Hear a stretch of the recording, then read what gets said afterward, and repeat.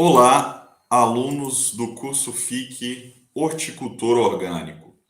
Hoje, dando continuidade às nossas aulas sobre o manejo ecológico de organismos indesejáveis, a gente vai falar um pouco, sobre medidas para o controle de plantas daninhas e de doenças dentro dos sistemas orgânicos de produção.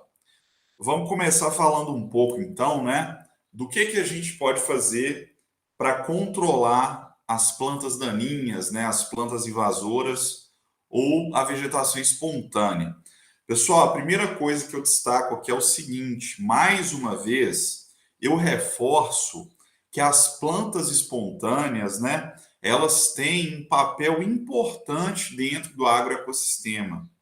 Então, a gente tem que avaliar a erradicação dessas plantas com bastante cautela, porque nem sempre, pessoal, aquela planta invasora, aquele matinho que está nascendo ali no seu canteiro, ele está trazendo algo prejudicial no momento que a gente avalia a produtividade da sua horticultura, tá bom? Muitas vezes essas plantas invasoras, elas estão atuando na proteção do solo, elas são fonte de matéria orgânica, elas são abrigo e também são algo atrativo para os inimigos naturais, tá bom? Então a gente precisa avaliar tudo com muita cautela antes de só sair erradicando tudo, ok? Existem uma série de plantas daninhas, pessoal, que não competem com a sua cultura de interesse e que trazem diversos benefícios, ok? É óbvio, que existem plantas invasoras que é difícil você estabelecer qualquer estratégia de convivência, porque elas são persistentes, porque elas são competitivas demais, tá? Mas existe, todo um outro grande grupo aí, que não apresenta essas características e, por consequência, não devem ser erradicados ali no primeiro momento, tá bom? Então, atenção com isso. A planta invasora está competindo com a sua cultura de interesse, está trazendo algum tipo de prejuízo, esse prejuízo está atingindo aquele nível de dano econômico que a gente fala. Vamos pensar nisso tudo antes de propor, antes de partir para qualquer medida de erradicação, tá bom? Pessoal, e falando nisso, uma estratégia que a gente pode utilizar para deixar lá na área, para que permaneça dentro dos nossos canteiros, dentro da nossa área de produção, essas plantas daninhas que trazem benefícios, é a capina seletiva. O que é a capina seletiva? A gente vai trabalhar, a gente vai conhecer o nosso sistema, nós vamos identificar essas plantas daninhas benéficas, essas invasoras benéficas, e vamos erradicar apenas as que comprometem diretamente o desenvolvimento da cultura, tá bom? Então a gente vai erradicar apenas as que comprometem o desenvolvimento da cultura. Isso vai variar de acordo com a sua região, isso vai variar de acordo com o banco de sementes que você tem no seu solo, isso vai variar de acordo com a sua cultura, Certas hortaliças são muito sensíveis à competição, tá? Então você tem que conhecer o seu sistema, conhecer a sua planta, para poder identificar essas plantas benéficas, ok? Pessoal, uma estratégia, que essa aqui ainda é preventiva, não é uma medida curativa, mas que é algo importantíssimo quando a gente trabalha o controle de plantas daninhas é época de plantio, espaçamento e arquitetura das plantas. Pessoal, a maioria das plantas daninhas, que crescem aí nos nossos canteiros de hortaliças, são fotoblásticas. O que isso significa, pessoal? Aquela semente, ela só vai germinar na presença de luz, na presença de luz. Então, se eu tenho ali um solo coberto, um dossel fechado, tudo isso inibe a germinação de grande parte das plantas daninhas, ok? E então a gente tem que trabalhar com essas estratégias, né? Vamos ter um espaçamento que favoreça o fechamento desse dossel, vamos trabalhar com plantas, né, que tem uma arquitetura, né, um pouco mais ereta e que fecha ali também, né, que impeça a passagem de luz, que intercepte, né, toda a luz solar, ok? Além disso, né, vamos trabalhar com culturas dentro da sua época adequada de cultivo, ok? Porque quanto mais compatível for a época com a cultura, mais rápido essa cultura vai se desenvolver, vai fechar aquilo ali e vai impedir que as plantas daninhas emerjam, ok? Aí nós temos, né, a depender do tamanho do seu empreendimento, opções, né, para erradicação dessas plantas invasoras indesejáveis, né, que causam prejuízo, que causam dano. Em empreendimentos menores, né, a gente pode trabalhar com a capina ou com a roçagem manual. Só que conforme a gente já falou lá na nossa aula sobre manejo de solo, a roçagem, pessoal, ela deve, é uma medida que é mais benéfica quando a gente pensa em qualidade do solo, tá? A capina causa revolvimento, a capina prejudica a atividade biológica, tá bom? A capina aumenta a erosão, então vamos tentar trabalhar sempre que possível com a roçagem, ok? E para empreendimentos maiores, né, nós temos uma série de opções mecanizadas que já são bastante utilizadas aí em alguns sistemas orgânicos, ok? Aí a gente vai ter cultivador, roçadeira, escarificadores, a gente tem esses rolos, né, que vão passando por cima, principalmente quando você tem cultivo com entrelinha maior, né? Aí ele passa ali, né? E vai fazendo o manejo dessa população de plantas ali na entrelinha, ok? Nós temos uma série de opções, tá? Pessoal, uma outra estratégia muito efetiva também para o controle de plantas daninhas é a solarização, tá? Da mesma forma que a solarização é eficiente para controlar a doença, é eficiente para controlar praga, ela vai ser eficiente também para o controle de plantas daninhas, tá? Então, esse acréscimo na temperatura proporcionado pela prática da solarização é o suficiente para inviabilizar a maioria das sementes, né, dos propágulos de plantas daninhas que se encontram lá no solo esperando uma chance para germinar, tá bom? Então a solarização é bastante eficiente para isso também. No entanto, mais uma vez, né, eu deixo claro que esse acréscimo muito alto da temperatura compromete também a atividade biológica do solo, pode favorecer algumas perdas de nutrientes, tá bom? Via volatilização. Então a gente precisa usar essa técnica com bastante cautela, ok? Pessoal, uma outra estratégia também que a gente pode utilizar dentro, né, dos nossos sistemas orgânicos é incluir alguma espécie alelopática na rotação. Nós já sabemos, né, que a alelopatia é essa relação aí ecológica onde uma planta libera substâncias que inibem o desenvolvimento de outra. Então, se eu sei, né, que determinada planta libera ali substâncias que vai inibir o desenvolvimento de uma planta daninha que está me dando dor de cabeça, eu posso incluir essa espécie, né, dentro da minha rotação de culturas. Aí nós temos vários exemplos, né?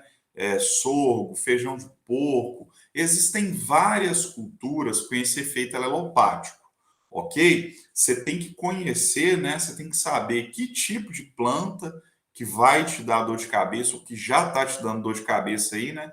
Qual planta daninha e buscar na literatura se existe alguma cultura que apresenta efeito alelopático sobre essa planta daninha, ok? Para daí, se for o caso, você incluir essa cultura na sua rotação, beleza? Pessoal, além disso, existem uma série de práticas, né, que nós chamamos de práticas não convencionais. A gente até viu uma lá no início, né, quando a gente estava falando de capina seletiva, que é a utilização do fogo, né, de lança-chamas para o controle de plantas daninhas, tá? Aí, além disso, nós temos alguns implementos também que trabalham com choque, existem vaporizadores, tá? Mas são práticas não convencionais, ok? Mas que nós já observamos a sua utilização em alguns sistemas. Vamos falar agora, pessoal, de doenças. Falamos, né, de praga na nossa última unidade, falamos de planta daninha agora há pouco, vamos fechar falando um pouco de doenças. Quais medidas eu posso tomar, né, dentro de um sistema orgânico de produção para lidar ali com uma situação de epidemia, né, que é a explosão populacional de algum agente patogênico, né, que causa doença na minha planta? O que eu posso fazer? Primeira coisa, pessoal, e nisso, principalmente quem trabalha com hortaliça tem que ter muita atenção, é época de plantio, espaçamento e arquitetura das plantas. Primeira coisa que eu vou chamar a atenção aqui é para a época. Pessoal, existem épocas que são altamente favoráveis ao desenvolvimento de algumas doenças. A maioria das doenças gosta de umidade alta e de temperatura alta. Então, se você vai trabalhar com uma cultura que sofre muito com ataque de doença, evite períodos do ano, pessoal, onde a umidade é muito alta e onde a temperatura é muito alta. É por isso, né, que na maioria dos casos a gente tem muita dificuldade em trabalhar com hortaliças no verão. Porque no verão, pessoal, nós temos, né, a gente tem aqui no nosso país todas as condições que os fungos, bactérias, as viroses, tudo que elas precisam, né, para atacar a sua lavoura, elas vão encontrar no verão, que é umidade alta, temperatura alta, tá bom? Por isso que a maioria das hortaliças vão melhor em épocas mais frias. Então, né, obviamente, nós vamos trabalhar o ano inteiro, vamos utilizar a nossa área o ano inteiro, mas busque culturas, então, que são menos suscetíveis ao ataque de pragas e doenças para você trabalhar no verão, porque isso faz toda a diferença, tá? Então, aí no seu desenho, né, no seu planejamento de rotação de culturas, quando chegar o período chuvoso, né, quando chegar o período mais quente, se programe para ter aí na sua horta alguma cultura um pouco mais rústica, um pouco menos susceptível ao ataque de doenças, tá? Aí nós temos uma série de opções, quiabo, inhame, mostarda, tem uma série de opções, ok? Isso aí vai variar de acordo com o seu empreendimento, de acordo com o seu mercado, né, de acordo com a sua região, ok? Mas não deixe de considerar isso no seu planejamento, tá? Época é muito importante no cultivo de hortaliças, principalmente por causa de questões relacionadas às doenças, tá? Agora, em relação ao espaçamento, pessoal, a arquitetura da planta, a gente acabou de falar que o que doença mais gosta é alta umidade e alta temperatura. Então, se você tem um sistema aí que é muito abafado, que não ventila, que não tem arejamento, quem vai adorar isso é fungo, bactéria, vírus, nematóide, tá? Então, muita atenção com o espaçamento, muita atenção com a arquitetura das plantas, porque você precisa ter um ambiente arejado, tá? Se o dossel começar a abafar demais, se você tiver aquelas plantas ali, né, o dossel estocando, planta uma abafando a outra, doença adora isso, tá? Então, muita atenção. Além disso, outra estratégia que também é preventiva, mas que é importante a gente falar aqui, é a irrigação. Pessoal, a estratégia de irrigação, inclusive é sobre isso que nós vamos falar na próxima unidade, que tem tudo a ver com doença. Estratégia de irrigação, pessoal, é algo imprescindível no manejo fitossanitário da sua horta, principalmente pensando em doença. Principalmente pensando em doença.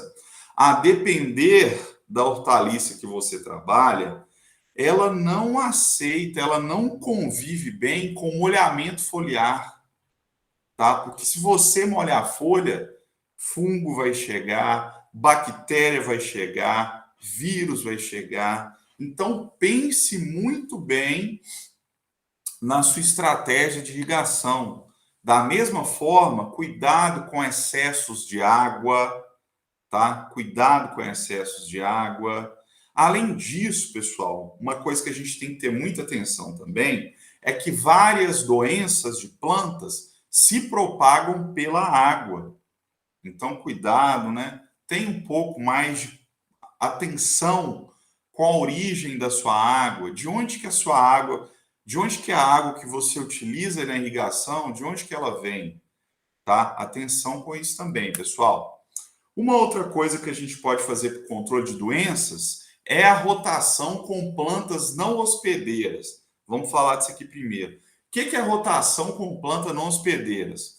Vamos supor que você tem aí, né, um problema na sua região com algum fungo que ataca muito tomate. Isso vai ser super comum, né? Ou alguma bactéria, por exemplo. Adora tomate. Aí o que você vai? Eu saio, mas eu quero cultivar tomate o ano inteiro, né? Eu quero cultivar tomate o ano inteiro, ciclo atrás de ciclo. Quem vai adorar isso é a doença, tá? Quem vai adorar isso é o fungo, é a bactéria. O interessante é que você coloque aí no meio, né, alguma planta que não é hospedeira dessa doença. Faça uma rotação. Não fique plantando tomate atrás de tomate o ano inteiro.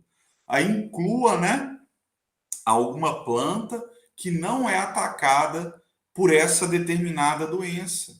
Porque aí, se não tem alimento, se não tem hospedeiro, você vai reduzir bastante a população daquele fungo, daquela bactéria ou daquele vírus na sua área.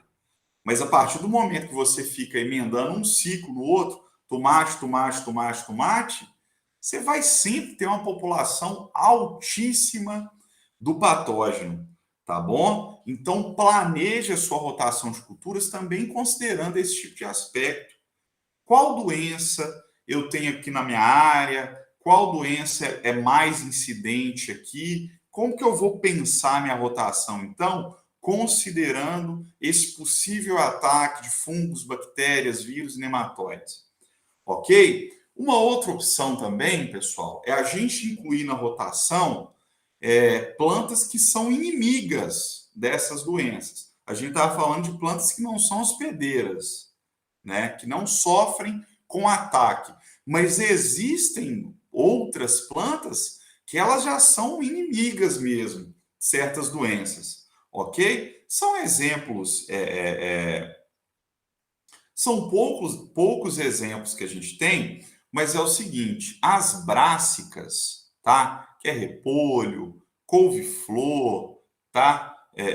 Brócolis, uma série de culturas que nós chamamos de brássicas, elas, pessoal, durante a decomposição ali, né, a partir do momento, depois que você cultiva e que os resíduos ficam no solo, durante a decomposição desses resíduos, pessoal, são produzidas, né, algumas substâncias que são tóxicas para fungos e bactérias de solo que causam doenças, tá? São então, né, quando os resíduos das brássicas estão se decompondo ali no solo, essas substâncias são liberadas. Isso é bastante efetivo no controle de alguns organismos, ok? Mas isso é uma situação de exceção, tá? Mas primeiro caso que eu falei, de você trabalhar com rotação aí com plantas não hospedeiras, é imprescindível, tá? Imprescindível.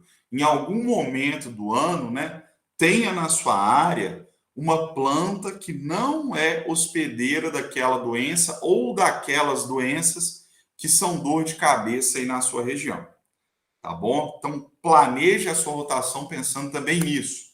Além disso, pessoal, a solarização também é uma opção, principalmente pensando em patógenos de solo, ok? Esse acréscimo na temperatura aí, né, ocasionado por essa cobertura plástica e pelo sol, também é algo efetivo para você, né, matar boa parte das estruturas de resistência de fungo, de bactéria. E aí, quando você entrar com a sua cultura, né, você vai ter menos problemas com essas doenças, ok? Além disso, pessoal, uma estratégia muito efetiva também, principalmente para quem trabalha em níveis menores, né, em escalas menores, é a remoção e destruição das partes doentes da planta, tá? Então, você remover e destruir as partes doentes da planta também é uma estratégia efetiva. Existe ainda, né, uma opção bem interessante para a gente que não tem essa conveniência aí de trabalhar com agrotóxico, que é você fazer utilização de algumas substâncias, tá, que são permitidas, né, dentro de sistemas orgânicos, para induzir resistência. Como que isso funciona? Pessoal, é como se fosse uma vacina. Como se fosse uma vacina. Você pulveriza a sua cultura ou mesmo aplica ali no solo determinadas substâncias e essas substâncias induzem uma resposta imunológica na planta, como se fosse uma vacina. Daí o que acontece? No momento que a planta tiver contato com o patógeno, ela já vai ter ali todo o seu maquinário de defesa prontinho, só esperando. Aí no primeiro contato, né, esse maquinário aí da defesa da planta que já estava pronto esperando, ele vai trabalhar ali de uma forma bem eficiente e isso vai evitar uma infecção, né, uma epidemia mais severa. O exemplo que a gente tem aí são os fosfitos, que você aplica na planta, né, e isso induz a produção do que a gente chama de proteína R, que atua na defesa, e a partir do momento que essa planta tem contato com qualquer patógeno, as proteínas R, né, já vão estar lá esperando e vão atacar esse patógeno rapidamente, evitando uma infecção mais severa, ok? Então, um mecanismo bem parecido aí com a vacina. Então, procure saber o que dá para eu fazer com isso. Tem muito problema de determinada doença aqui na minha área. O que eu posso fazer a nível de indução de resistência, ok? E além disso, pessoal, nós temos também o controle biológico, tá? Da mesma forma, né, que a gente tinha lá o controle biológico, muito utilizado para controle de pragas, ele pode ser utilizado aqui também para o controle de doenças. Existem diversos produtos comerciais para controle biológico e que podem ser utilizados, né, dentro dos sistemas orgânicos de produção no manejo de doenças, ok? Aqui nós temos dois exemplos, né, de um nematicida à base de um fungo que chama Artobotriz e de um fungicida à base de um fungo que é o Tricoderma, tá? Então são produtos aí disponíveis para o controle de doenças utilizando, né, essa estratégia de controle biológico. E essa estratégia ela é mais comum principalmente para o controle dos patógenos de solo, ok? É mais comum, principalmente quando a gente está falando de patógeno de solo.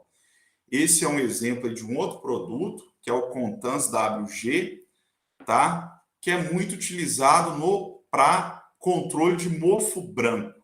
Pessoal, todos esses produtos de controle biológico, tanto aqueles que nós falamos para controle de pragas, quanto esses aqui que a gente está falando para controle de doenças, são amplamente utilizados pela agricultura convencional. Justamente pelo fato, não é a questão de sustentabilidade, não, mas pelo fato, né, deles serem altamente eficientes. São produtos altamente eficientes, ok? Aqui, né, nós temos mais um exemplo aí, né, que eu tinha falado até lá no início, que é um nematicida, né, a base e o mecanismo dele é o parasitismo de ovos. Então, nós vamos ter aí, né, esse fungo, que é o Paecilomyces, que vai parasitar os ovos de nematóides, né, que vai comprometer naturalmente toda a reprodução desse patógeno e vai diminuir a incidência do ataque da doença na sua área, tá? Só um exemplo. E talvez, né, o agente de controle biológico de doença mais famoso, mais utilizado que a gente tem e talvez o mais eficiente é o tricoderma. É até parecido, né? Lá para o inseto era a mosquinha tricograma. Aqui é o tricoderma. O tricoderma é um fungo, pessoal, altamente eficiente no controle de patógenos de solo, tá? O que esse fungo faz? Ele vai competir com os fungos que causam doença, ele vai predar esses fungos, ele vai liberar substâncias que inibem o desenvolvimento desses fungos, além de ter alguns efeitos na planta no que diz respeito à indução de resposta, tá? Aumento de resistência. Então, o tricoderma é altamente eficiente. E aí existem diversos produtos no mercado à base de tricoderma, principalmente para controle aí de patógeno de solo. Existem alguns poucos produtos para controle biológico de doenças foliares, mas são situações aí mais raras. A maioria é para controle de doença de solo, que vai atacar aí principalmente raiz.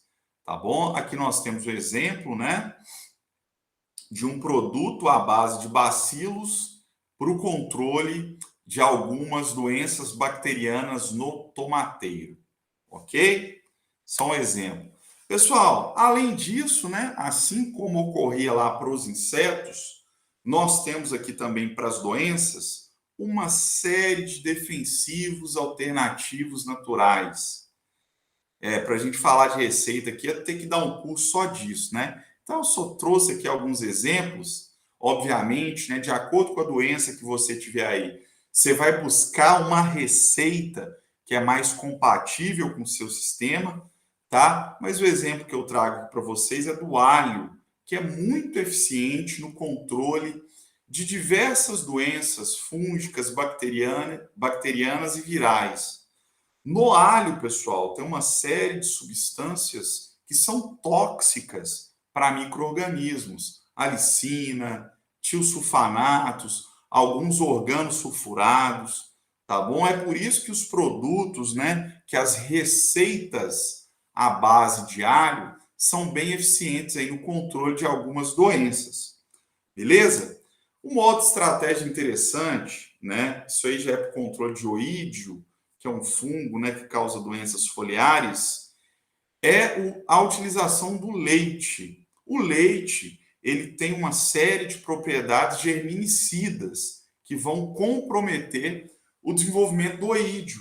Além disso, pessoal, o leite, né, ele muda ali algumas propriedades na superfície da folha que também comprometem o desenvolvimento da doença. Sem contar, né, que vai atrair também organismos que competem com o oídio, né, que fazem o controle do oídio, tá? Então, uma estratégia interessante também, bem curiosa, né, que é a utilização do leite.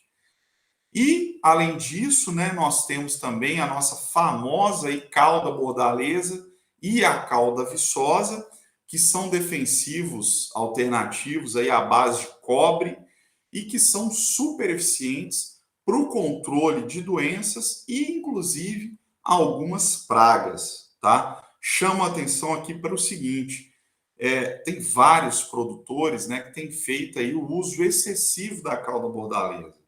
Isso causa contaminação dos alimentos, contaminação da água, acúmulo de cobre no solo, tá bom? Não é porque é um defensivo alternativo que a gente pode utilizar de forma desordenada. Então, muita atenção com isso, ok? Pessoal, e daí a gente fechou aqui o controle de doenças e eu volto lá no início, mais uma vez. Por quê? Nós vamos trabalhar com estratégias preventivas, tá? Nós vamos trabalhar com manejo, com adubação, com o desenho do nosso agrossistema, de forma a não ter, né, que depois de ter passado algum tempo dessa transição agroecológica, a gente não dependa mais desses produtos que eu falei, de pulverização constante, tá? Vamos trabalhar bastante. Primeiro, né, com uma série de estratégias integradas para manter a população desses organismos indesejáveis baixa. E aí vocês já sabem o que vocês têm que fazer para isso, tá? Primeira coisa, vamos manter essas populações baixas. Segunda coisa, né, nós temos que lançar a mão de estratégias para aumentar a população dos agentes de controle biológico. O que eu posso fazer para ter um solo mais vivo? O que eu posso fazer para ter um ambiente mais atrativo para os agentes de controle biológico? Agora também vocês já sabem, tá? E além disso, vamos promover a resistência da planta. O que eu posso fazer pensando em controle de praga, doença de planta daninha? O que eu posso fazer para ter uma planta mais resistente? Para ter, né, para que a minha produtividade não seja tão comprometida pela presença de um organismo indesejável. O que eu posso fazer? Vocês também agora já sabem, tá bom? Pessoal, a nossa aula dessa semana era isso, né? Peço aos colegas que leiam com muita atenção o material escrito, né, que a gente separou para essa semana, ok? Caso persistam as dúvidas, participe do nosso atendimento, tem sido um momento bem interessante para discussão, tá? Pode utilizar também o fórum de dúvidas ou me escrever, ok? Pessoal, era isso, um abraço, bons estudos aí para todos. E atenção com as datas e com os prazos, hein? Até mais!